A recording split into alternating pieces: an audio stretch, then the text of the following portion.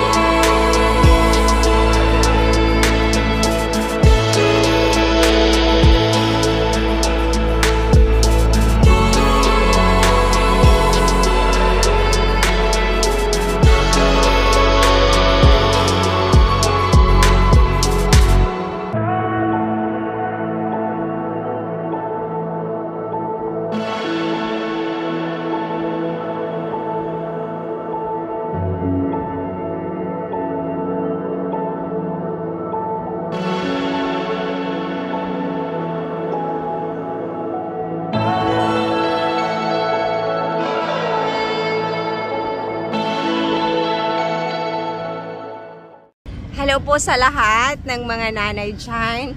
Andito po ako sa may nakita po akong magandang farm dito sa gitna ng mga buildings sa napakagandang place ng BGC. Biglang habang naglalakad ako, nakita ko itong place na to.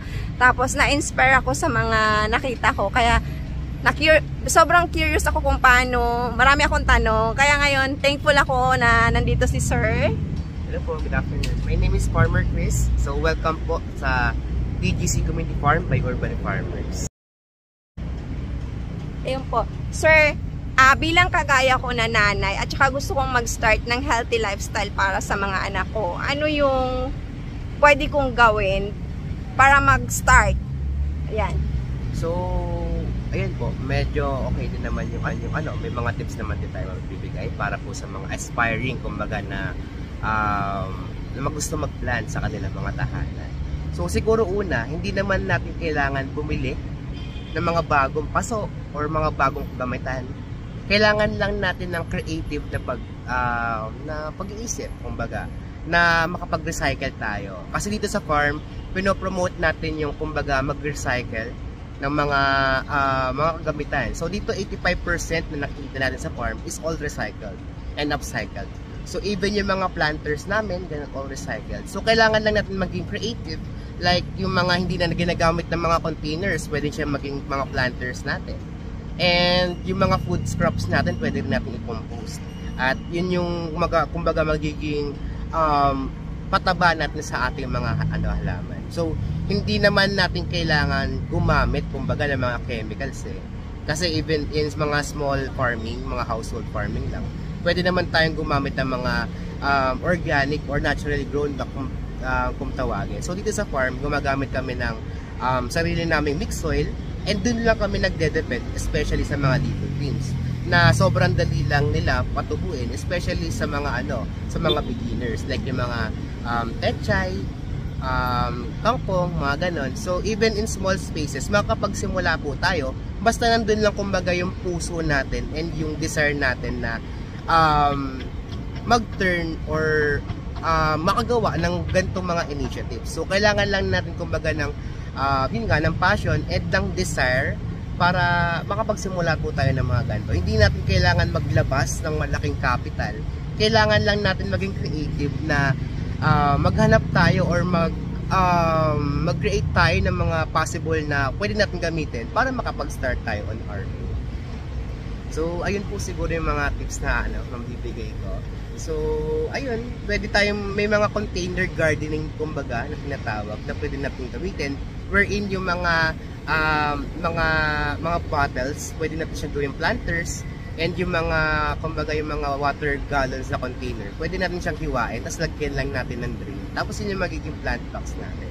So, hindi naman sinabi na pag gusto mo magsimula ng garden is kailangan mo na maglabas ng malaking capital.